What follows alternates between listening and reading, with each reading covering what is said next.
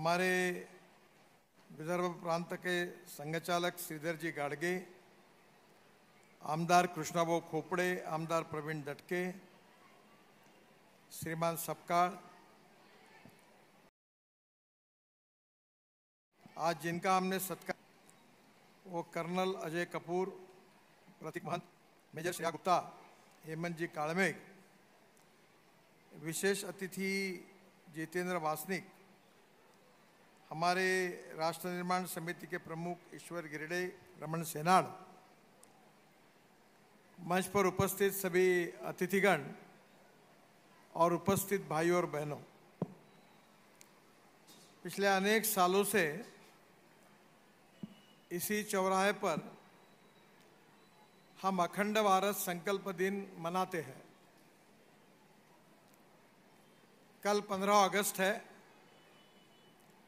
और हमारे स्वाधीनता दिन भी हम उत्साह के साथ मनाते हैं। आज का दिन इसलिए हमको याद रहता है कि इसी दिन रात को हमारा जो भारत था, इसका 1947 में 2 पार्ट में डिवीजन हुआ और भारत और पाकिस्तान की निर्मित हुई। हम सब लोग ये मिशन के रूप में स्वीकार करते हैं कि हमारा जो बंटवारा था वो स्वाभाविक था, अनैसर्गिक था और एक दिन हमारा देश अखंड होगा, हम एक होंगे, यह संकल्प हम आज कार्यक्रम में आज के दिन करते हैं। मुझे बहुत खुशी है कि इस भावना को जगाने के लिए राष्ट्र निर्माण समिति जो है, जिन्होंने आज के कार्यक्रम का आयोजन किया है, वो यहाँ यह ऐतिहासिक कार्यक्रम का आयोजन हर साल करते हैं। हमारा देश में हम ये कहते हैं कि अलग भाषा, अलग वेश, फिर भी हमारा एक देश। हर राज्य में हम जाएंगे तो वहाँ का खान पान अलग है, वहाँ की वेशभूषा अलग है, वहाँ की राष्ट्रभाषा अलग है, वहाँ की संस्कृति, वहाँ का स्वभाव अलग अलग प्रकार का है। पर ये अनेकता जो है, यही हमारी एकता है। हम सब भारतीय हैं और जात, पंथ, धर्म, भाषा, सेक्स सबके ऊपर उठकर हम इस देश के नागरिक हैं, इस भारत माता के सपूत हैं। इसी बात को हम लोगों में भाव जगाने की कोशिश करते हैं। और आज हम सब ने ये संकल्प किया है कि हमारा देश विश्वगुरु बने, हमारा देश दुनिया की ताकत बने। और ये अगर करना है तो ये हम सब लोग मिलकर ये उद्दिष्ट पूरा कर सकते हैं। आप सबको पता है कि हमारे देश को अगर विश्व में प्रथम क्रमांक पर जाना है तो हमें विज्ञान और तंत्र विज्ञान में प्रगति करनी होगी। आज हमारे यहाँ जो विशेष रूप से जिन्होंने हमारी सेनाओं में बहुत अच्छा काम किया, ऐसे अनेक सेनानी मंच पर भी उपस्थित है और मंच के नीचे भी यहाँ बैठे हुए हैं। आज हमें जो स्वाधीनता के साथ हमारे देश की रक्षा करने का काम इन बहादुर जवानों ने किया है, अगर ये नहीं होते तो हमारी सीमाएं सुरक्षित नहीं होती। और आज अगर हम सुरक्षित हैं तो इन जवानों के कारण है, इनके शौर्य के कारण है, इनके त्याग, तपस्या और बलिदान के कारण है। और इसीलिए हम प्रतीकात्मक रूप से उन जवानों का सत्कार भी करते हैं।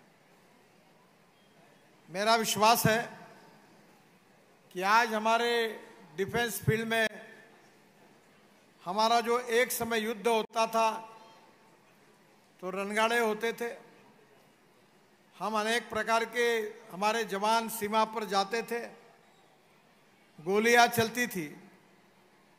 पर आज यह युद्ध के पूरे तंत्रज्ञान को आज पूरी तरह बदला गया है।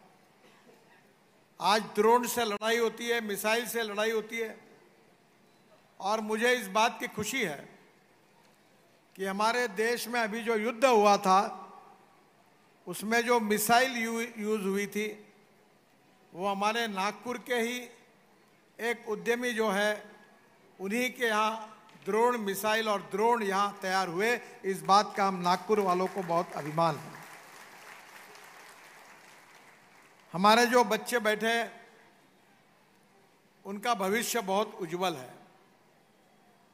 ज्ञान, विज्ञान, तंत्र विज्ञान, innovation, entrepreneurship, science, technology, research, skilled, इसको हम नॉलेज कहते हैं, ज्ञान कहते हैं। और आने वाले समय में हर क्षेत्र में इस ज्ञान का उपयोग होने वाला है, नॉलेज का उपयोग होने वाला है। और हमारा भविष्य अगर कोई है तो हम ज्ञान को, नॉलेज को हासिल करें और conversion of knowledge into wealth, यही हमारा भविष्य है। हमारे यंग स्टार्टअप मिसाइल में, द्रोण में, डिफेंस के अत्याधुनिक टेक्नोलॉजी में काम कर रहे हैं। अभी आर्टिफिशियल इंटेलिजेंस की शुरुआत हुई है। मैं किसानों में काम करता हूं।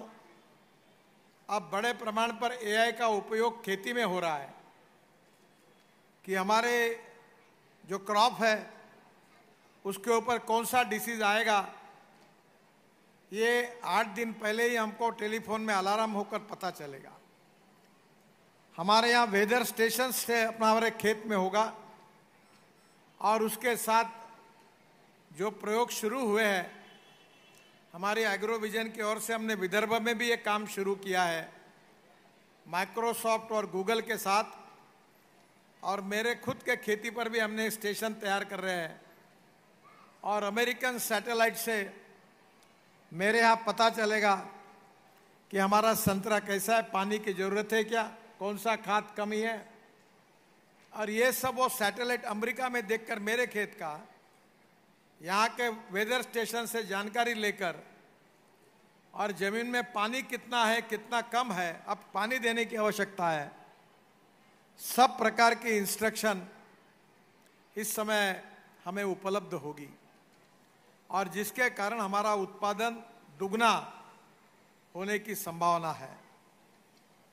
हमारे उद्योग क्षेत्र में, हमारे कृषि क्षेत्र में, हमारे डिफेंस क्षेत्र में, हमारे स्पोर्ट्स में, हमारे कल्चरल एक्टिविटीज़ में, सब क्षेत्र में हमारे युवा लोग बहुत अच्छा काम कर रहे हैं।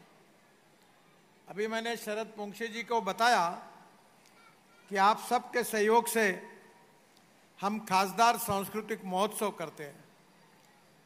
करीब 17 दिन तक रोज 50,000 60,000 लोग आते हैं और सुबह में भक्ति महोत्सव होता है। उसमें से राम रक्षा स्तोत्र, हनुमान चालीसा हो, भगवत गीता हो, अनेक प्रकार के धार्मिक, इस पर 10-10 20-20 हजार लोग आते हैं। सुबह भक्ति महोत्सव होता है। और मुझे बताते हुए खुशी हुई कि हमारे नागपुर के बच्चों ने एक ही समय 30,000 बच्चों ने वंदे मातरम गाकर और मनाचे श्लोक गाकर Guinness book of world record में उसकी नोंद हुई है। हमारे बच्चों को हम स्कूल में राष्ट्रभक्ति की भावना उनके मन में निर्माण हो, इसलिए हम अच्छे अच्छे गीत सिखाते हैं। गीतों से प्रेरणा मिलती है और ये प्रेरणा व्यक्ति को राष्ट्र के लिए काम करने का प्रोत्साहित करती है। मैं आपसे और एक बात कहूँगा कि हमारे रोड्स में बहुत एक्सीडेंट होते हैं। 5 लाख एक्सीडेंट होते, 1,80,000 मौतें होती है और 18 से 34 वयोगट में करीब 66% जवान लड़के और लड़कियों का मृत्यु होता है। अब इसको रोकना हम सब का काम है। मैं ट्रांसपोर्ट मंत्री होने के नाते हम देश भर में कार्यक्रम कर रहे हैं। बच्चों के लिए अच्छे अच्छे कार्यक्रम कर रहे हैं कि हम रूल्स ऑफ द रोड जो है उसका पालन करें। हम स्कूटर या कार पर चलाते समय मोबाइल पर बात ना करें। हम हेलमेट पहने। अगर केवल हेलमेट हमने पहना तो हम देश में 30,000 लोगों का मृत्यु जो है होता है हेलमेट न पहनने के कारण, उनकी जान बचा सकते हैं। अभी हमने निर्णय किया मेरे विभाग ने कि जो भी नया स्कूटर खरीदी करेगा उसको 2 हेलमेट कंपनी की ओर से मिलेंगे, ताकि हमने हेलमेट पहनना चाहिए। और मुझे खुशी है, आप सबको पता होगा कि अमिताभ बच्चन जी ने और मैंने हमने एक दिन भर रोड सेफ्टी के और बड़े कार्यक्रमों का आयोजन हुआ, वो टीवी पर आया। और उसके साथ साथ शंकर महादेवन जो गायक है, उन्होंने रोड सेफ्टी का एक बहुत अच्छा एंथम गीत उन्होंने आज आपके YouTube और सोशल मीडिया में उपलब्ध है। पहले हिंदी में था, अब 22 भाषा में हमने वो गीत बहुत ही पॉपुलर हुआ है देश में, ताकि बच्चों तक वो पहुंचे। आने वाले समय में भविष्य का भारत निर्माण करना हम सब का संकल्प है, और आज के दिन हमने विशेष रूप से करना चाहिए।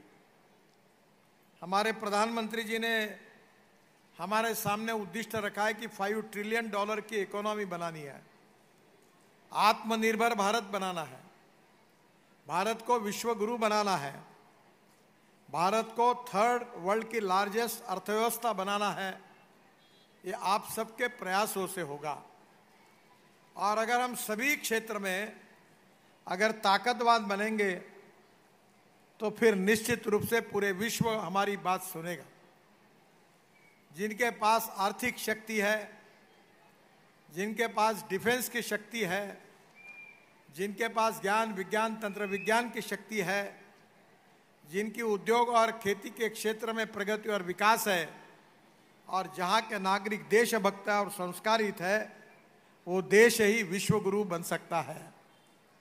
और इसलिए एक तरफ पूरा भारत अखंड भारत बने, ऐसा संकल्प हम जब कर रहे हैं, तो उसके साथ साथ हमारे देश को समृद्ध, संपन्न और शक्तिशाली करके दुनिया की महाशक्ति हमको बनाना है।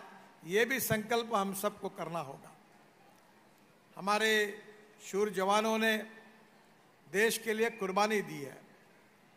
हमारे क्रांतिकारक, हमारे देशभक्त, हमारे स्वातंत्र्य संग्राम सैनिकों ने भी हमारे देश के लिए अपनी जान को न्यौछावर करके हमें ये स्वाधीनता का दिन दिखाया है।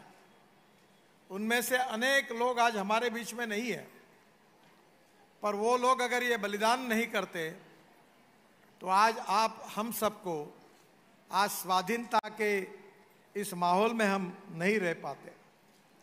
और इसलिए मैं आप सब से अनुरोध करूंगा कि आज का ये दिन हमारे संकल्प का दिन है। हम अच्छे नागरिक बने, नियमों का पालन करें, देश के लिए समर्पित भाव से जो जो अलग अलग क्षेत्र है उसमें अच्छा ईमानदारी से काम करें, देश को शक्तिशाली बनाएं और देश को विश्वगुरु बनाने के लिए हम पूरी कोशिश करेंगे। ऐसा संकल्प हम सब लोगों ने करना चाहिए, और हम सब लोगों के संकल्प से हमारा देश एक दिन विश्वगुरु निश्चित रूप से बनेगा। हमारा एक गीत है, हम होंगे कामयाब एक दिन।